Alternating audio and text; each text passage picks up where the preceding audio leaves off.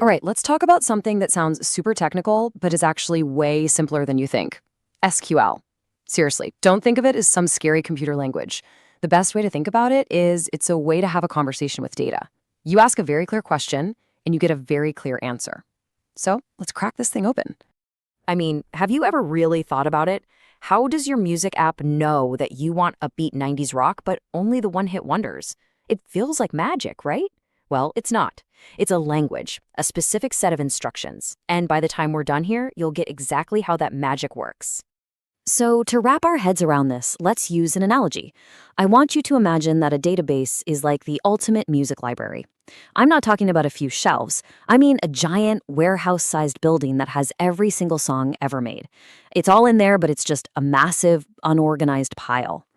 Now, in this digital world, our library isn't organized with aisles and signs. Nope. Instead, every piece of information, every song title, artist, genre, you name it, is just dumped into one massive spreadsheet, one giant table. So the big question is, how on earth do you find anything in there without searching for the rest of your life? This is basically what that table looks like. Think of this as our map. See those column headers? Title, artist, genre, year. Those are the labels we're going to use to tell the library exactly what we're looking for. Okay, let's make our first request. The very first word we need to learn is select. It's honestly the most important one. Select is how you tell the database what information you want to see. You're basically telling the librarian, hey, from that giant table, I only care about these columns. And you've got two main ways to go about this. You could just shout select star. That little star means everything. It's like telling the librarian, just bring me all the info you have on every song. You'll get the title, the artist, the year, the length, everything. It's a lot of noise. Or you can be way more specific and say, select artist title. Now that's a clean request. You're just saying, look, I only care about who sang it and what the song is called. And look at that. Boom, all the other columns just disappear. Now we have a nice, clean list of artists and titles.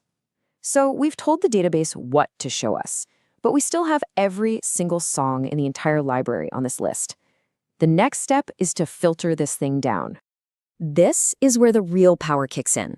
We've picked the columns we want to see, but now we need to filter the actual songs, the rows. We don't want every song ever made. We want the songs that match our vibe. And to do that, we use our second keyword, where.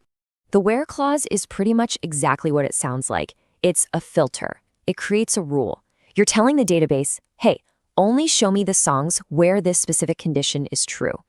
It's how we go from a list of millions of songs to just the handful we actually want to hear right now. Let's try a really simple one. Say we want some rock music.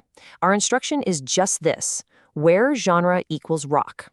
We're telling it to look down the genre column and only pull out the rows that say rock. And there it is. Instantly, all the pop, the hip-hop, the country songs, they just vanish. All we're left with is a list that perfectly matches our filter.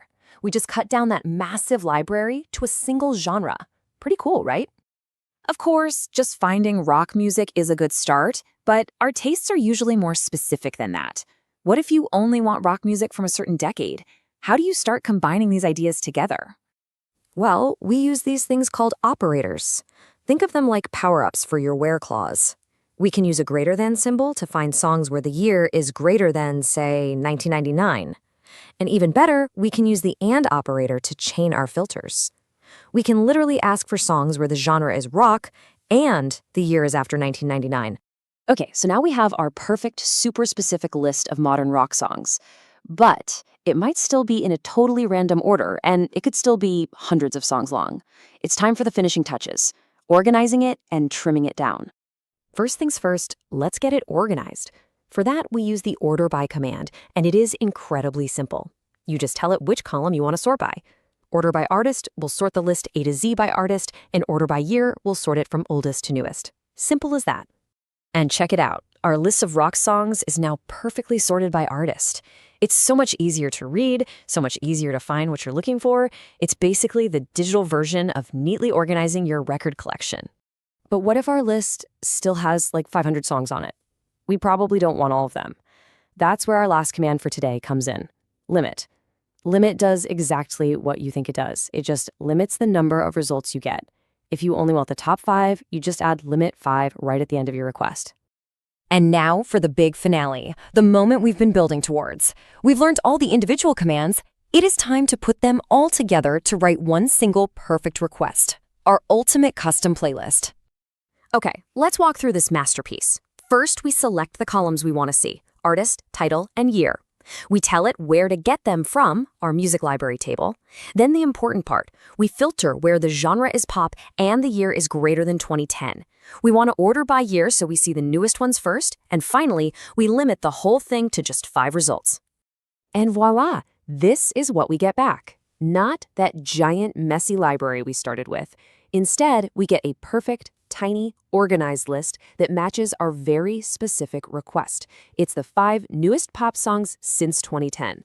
That right there is the power of a good query. So let's just zoom out for a second. What's the big takeaway here? You've just learned the basic grammar for talking to data. You didn't need to know how to code an app, you just needed to know how to ask a clear question. You spoke to the world's biggest, most chaotic library, told it exactly what you wanted, and it gave it to you in an instant. And that leaves us with one final thought. Your contacts list, your photo gallery, your social media feed, every single app on your phone is just a database. Now that you know the language, what questions would you ask them? Thanks for watching.